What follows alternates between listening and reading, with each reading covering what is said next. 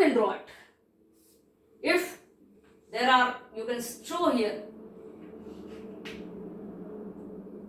there are 3 bosses and they are giving command to 1 worker. So what will happen? Here the unity of command is not followed. So with the help of this diagram, you can just explain it to them. There are different ways through which things can be more precise, things can be more clear, presentation will be good. Now one thing more, weightage and units. Now each and every lesson, if you see there are 12 lessons in business studies covered in book 1 and book 2. And different lessons carry different weightage. It should be clear in your mind. How many questions, the number of marks which each lesson allocates, so that while you are attempting the answers, at times if there is any confusion, for example, lesson 1, 2 and 3 combined, it carries 16 marks. You know, lesson 1 is related with the nature and significance of management, lesson 2 is related with principles of management, and lesson 3 that is related with business environment in class 12th. Now you know, these 3 lessons, it contains 16 marks. It contains 16 marks. Now, if you have attempted all the questions and at a place you get stuck, and if you recall that the weightage of these 3 lessons is 16 marks and only 12 marks question of this has been attempted till now. That means 4 marks question is still to be unattempted or has not been attempted. So there can always be a clue for you all. Not to just move around the entire book to find the answer, but to focus your attention on these 3 lessons through which you can easily find the answer. If you get stuck somewhere, that is the simplest way. So the weightage and the units should also be clear. Now 1 markers, that is 20 questions which is asked. I have already told you, you should be specific in answering.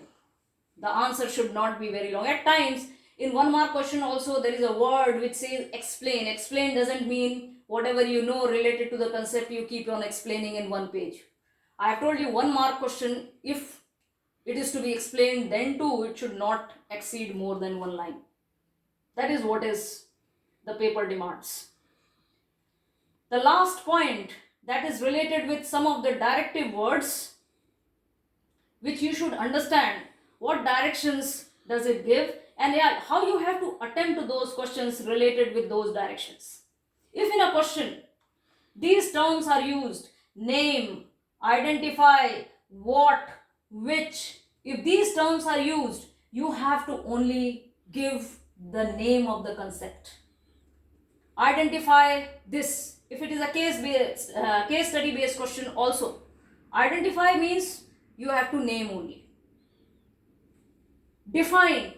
Define means give a simplest meaning. State. At times there is this term used, state. There what you have to do is you have to give the name as well as the meaning along with the example. If it is explain and describe, you have to explain properly, seeing the marks, having its heading and explanation including the main text. Sometimes questions related with comment is there. Comment. The statement is given and the question says comment. How do you attempt that question? Comment means opinion with reason. It means opinion with reason. And you have to just see that you give your opinion related with whatever statement has been asked, and in simplest words you need to give the reason to it. Why do you agree or disagree? These are some of the general tips. If you follow it in answering the paper, you will see that to a great extent you will be able to manage time properly, and you will not have the problem of leaving any question unattempted. And I know all of you are going to come out in flying colors. So children, because still your exam is pending of this subject and this paper, I expect that all of you, those who are working hard, they will use these tips and tricks and will try to do their level best. So best of luck once again to all of you. Good luck. God bless you.